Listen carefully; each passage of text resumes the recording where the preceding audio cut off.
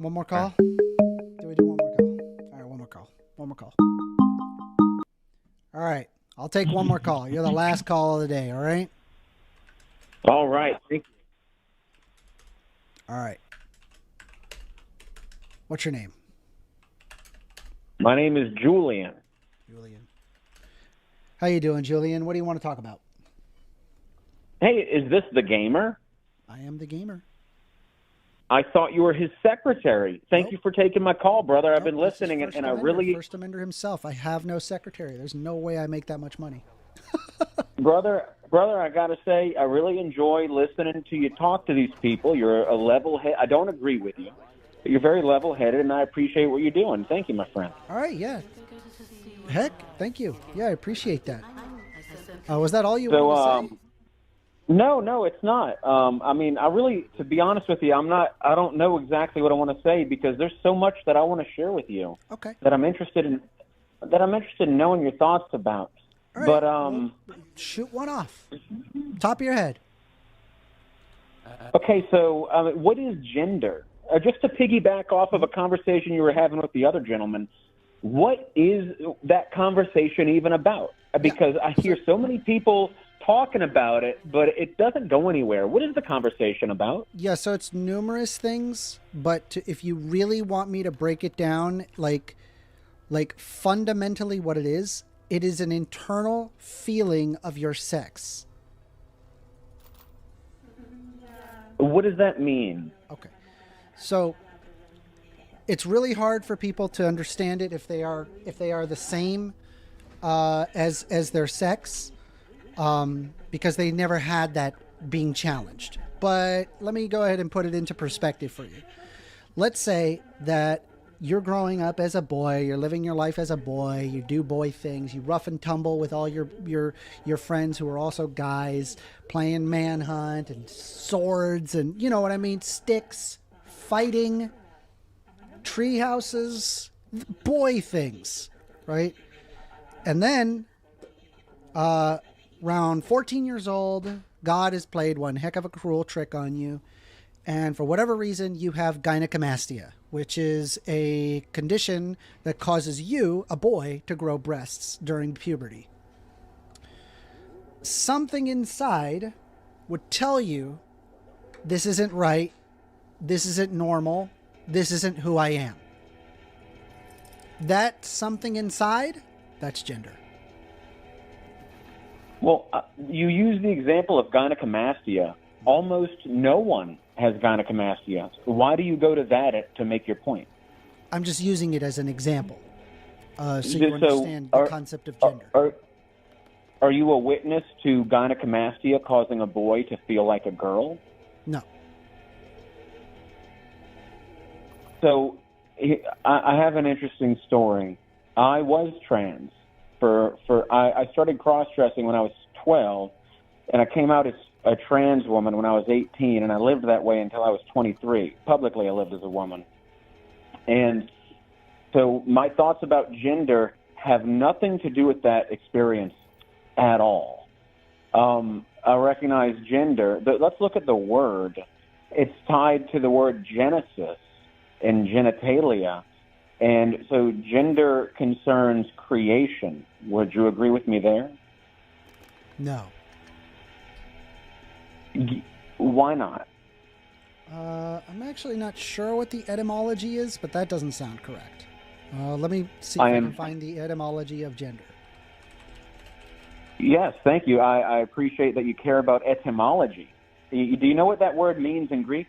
So, gender comes from multiple different words, but it is mostly coming from the concept of genus, which is Latin for birth, family, and nation. And there is the old French term called genre, which would be a part of that.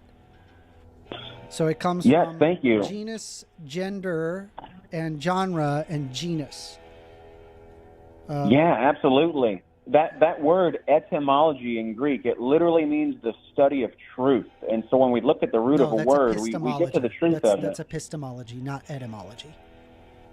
FTM means truth. Ethnology means logic, and it's the study of truth. Epistemology is the study of truth.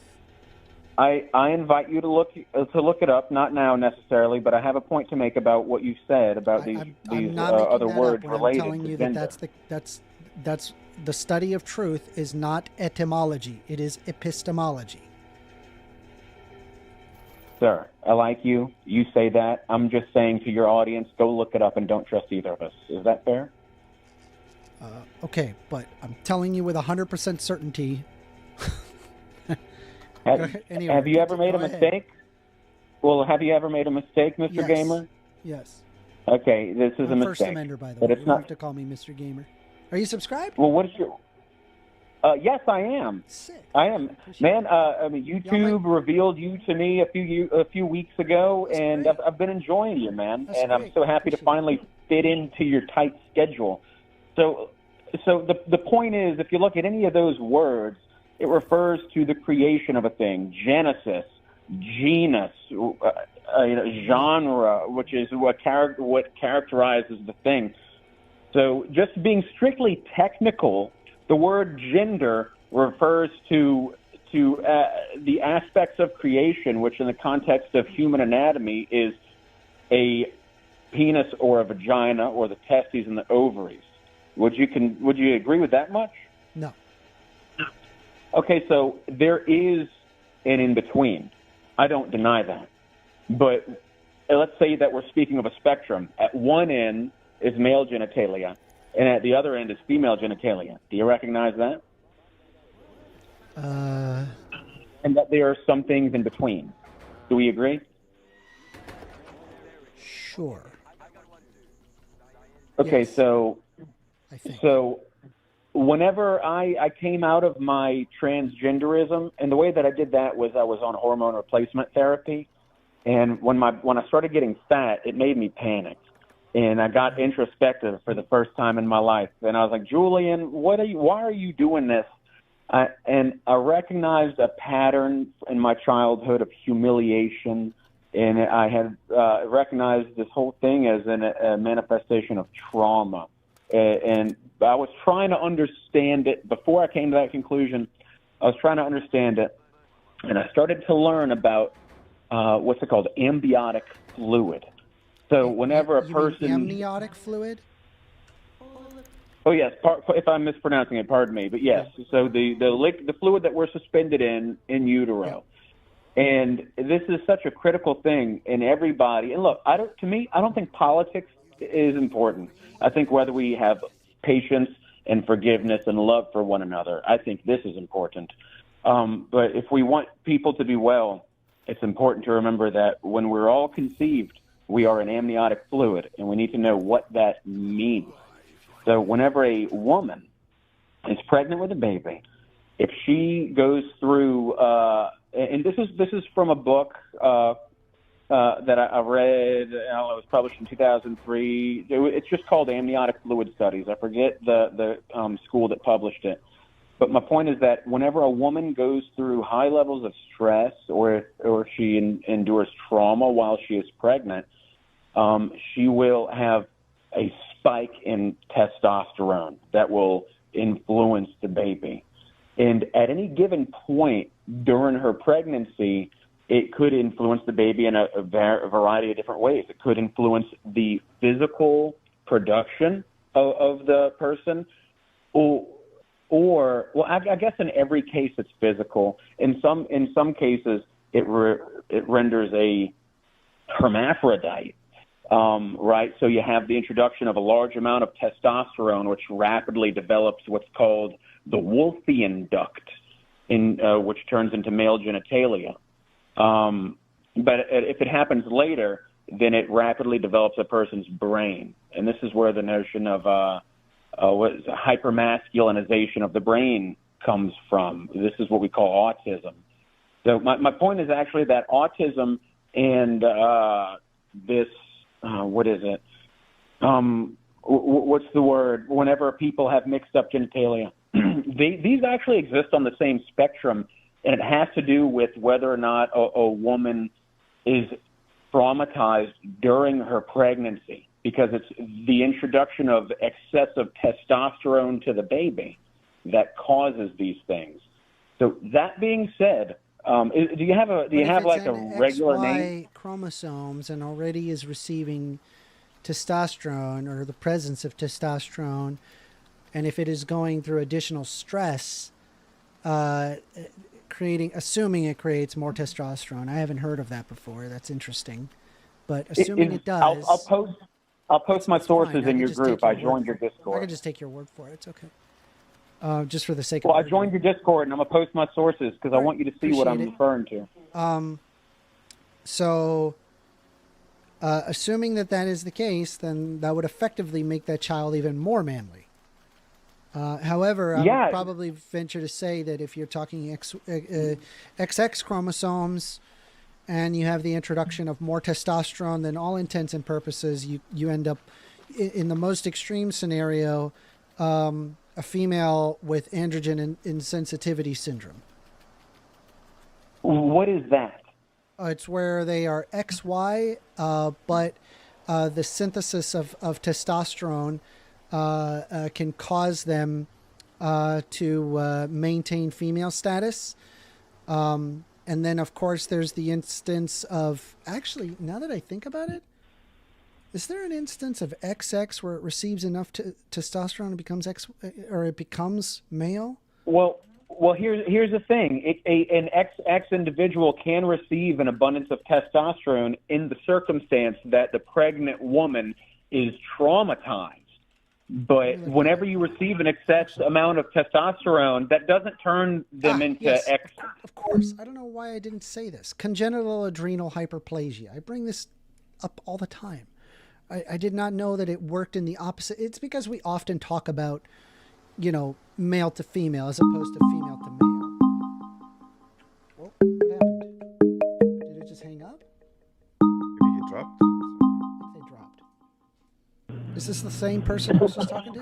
Yeah, I apologize. Yeah. What I was saying was that the excess testosterone doesn't make it them XY. The chromosomes are what they are. Yeah, the chromosomes remain the same. But yes, okay, it does appear that you can have an XX chromosomes, and when they have enough testosterone, they get congenital adrenal hyperplasia, which is a hormonal condition.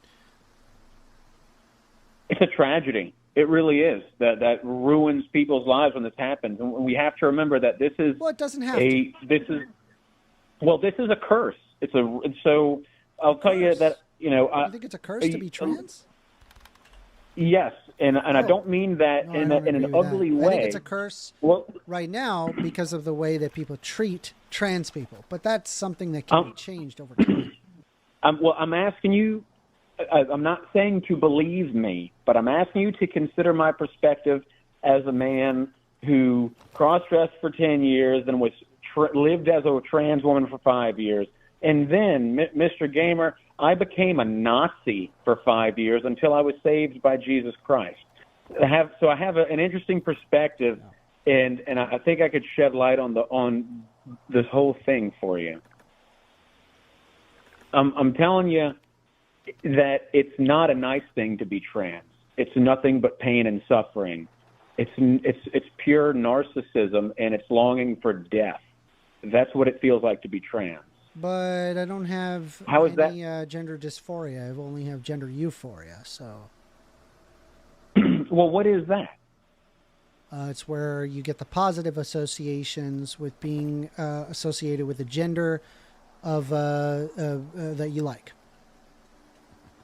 Might you agree with me that this whole category of gender and forming one's identity around it is not good? No, I'm willing to acknowledge endocrinological differences across humans and realize that it's not a perfect binary, it's actually bimodal. And I'd be perfectly accepting of trans individuals, and I believe that they are due their humanity just as every other individual. I agree with you. And if it were not people who thought the way that you think, then I would already be dead, because I was on my deathbed before I met the woman who gave me my children and saved me. But I did this for 5 years. And and I it thought you was said it you was did it for pain. 10. No, I cross-dressed for 10 years before I came out as trans. Okay. So it was 15 you? years altogether. I'm 33. Okay.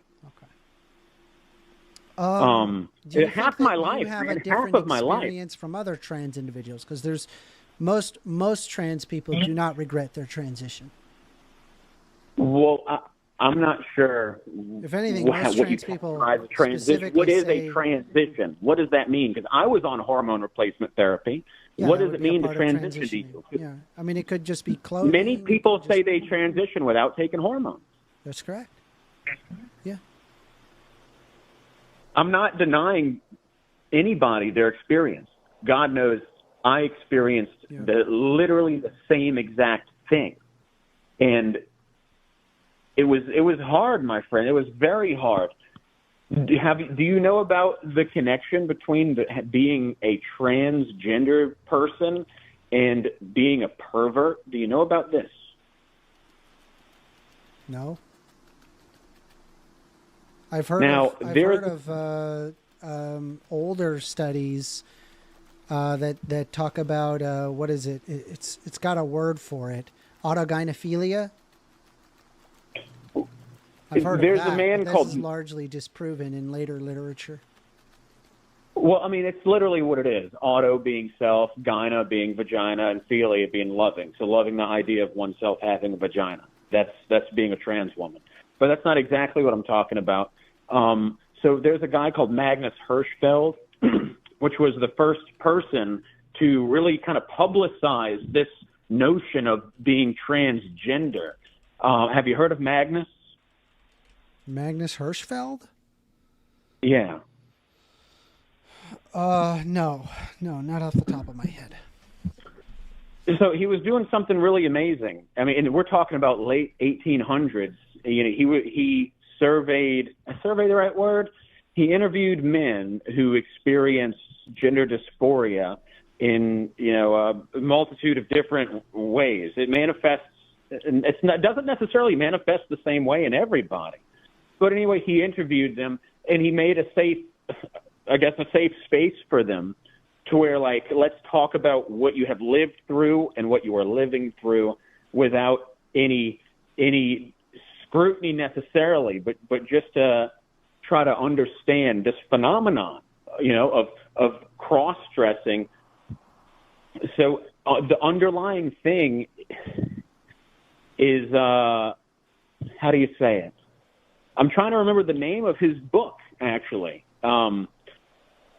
It's The Erotic Drive to Cross-Dress. So it is an erotic, that's how it begins. And this is how it began for me, as an erotic drive. And I don't know how much you've been in the tranny scene. I was in it a lot. All right, but they're word, obsessed. bro. I'm starting to get some pretty nasty vibes from you. It's just a word. It's just a short term. Yeah, but I don't, okay? I don't like the T slur with a Y, bro. Chill. You could just say trans. Well, I didn't mean it that way. Pardon me, but I did mean it because I'm coming now from the context of porn, because trans women love to generate porn, and I did when I was a trans woman. I never was with a man, but it becomes a hypersexual fetishization. Yes, because people tend to sexualize it, and then there's also the fact that a lot of trans people have a difficult time finding a job, and they end up finding ends meet through sex work. Well, it's a mode of classic exploitation. It's terrible. I mean, that's fair. That's a fair point. But I don't know. I kind of lost my train of thought. No, this is what I found out whenever I was getting fat on hormone replacement therapy and I became introspective. I had looked at I was like, Julian, why are you doing it? And I looked at my life and I recognized a pattern of humiliation concerning girls that I liked. And I had high anxiety my entire adolescence because of this. And by the time I turned 12. This was the moment for me. Some of my cousins were sleeping at my house, and one of my cousins dared me to try on his sister's panties. And showing off for my big cousin, I did. And then he got a kick out of going and telling my mom. And then she comes and sees me and beats the shit out of me. And that was extremely traumatizing. And that commingled with being afraid of girls and then putting on a woman's garment. And this turned into the coping mechanism, which is cross-dressing. And so I started coping with being afraid of girls and so desiring to be with a girl by cross-dressing. And that doesn't make any sense. Your desire was there to be with a girl, and so the way that you're going to be with a girl is you're going to cross-dress? How does that work? Yes, this is a meme in the trans community. Can't get GF, become GF. It's like, because it's a sexual thing. When you're going through puberty, you want to be close to a woman, and you identify this clothing with a woman. And so you feel like it's the closest you can get. And then here's the thing. It's strange. I don't know. So doesn't make any sense. Well, you say you don't agree with it. I'm just giving you, as a person who lived it, I invite you to go on Tumblr. Go look on Tumblr, dude. Look it up on Tumblr. You'll find out. Okay, but I'm not looking for Tumblr. I'm looking for academic research. Well, you should be looking for testimony of the people who are living through it, because academics aren't living it. I'm one of those people who are living it. What is this? What do you want? What are you expecting? What do you mean, what do I want? I'm giving you some perspective, and I'm asking for your thoughts on it. Okay. Well, I think that you have a very different experience to what most trans people are exhibiting, and I think that you're attributing that towards all trans people, and that it ought to be that way towards all trans people. But I believe that, with all trans people, that it's different, and some people may be very satisfied from it, while others may not. I'll venture even to say that maybe there's a sexualization behind it for some, but for a lot, that's not the case. And again, it's a multifaceted thing of complex feelings that lead a person to go down that rabbit hole. And me personally, whatever the reason is, I want to ensure that people are not being treated badly, and that people are being taken care of. That people have the ability Amen. to live their life as they see fit, provided that they are not harming other individuals. That's the way that I see it. My brother. We may not see eye to eye about this, but that we do see eye to eye about. There is no use in rhetoric to try to convince somebody that the way they're living is wrong. If you think somebody's living wrong, you need to just have patience with them and forgive them and love them. And love is the only way that we can help anybody, not with rhetoric and criticism. Amen. Yeah, I appreciate it. Well, I actually got to get going because we're a good 20 minutes past the show's end. I decided to take this last call. I'm glad I did. This is a good conversation. But I hope to have you around for next Thursday. Yes, my friend. Thank you so much for having me. God bless you. I'll talk to you later. Absolutely. Bye-bye. Well, we have reached the end of the show. Dude, Woo! I'm Back-to-back so calls. spent. Man, dude, if I did not stop the show, then we'd be here all night. People would be calling in. I wouldn't, because I need to be up in 5 hours. So I know you do. I gotta be up too, so you're good. I get it. All right, everybody. I thank y'all very much. I'm glad y'all joined in on the show. If you haven't subscribed to the YouTube channel, consider subscribing. I'm a very small YouTuber, so any amount is huge. 1, 2, 3. Hey, that was a successful stream for me.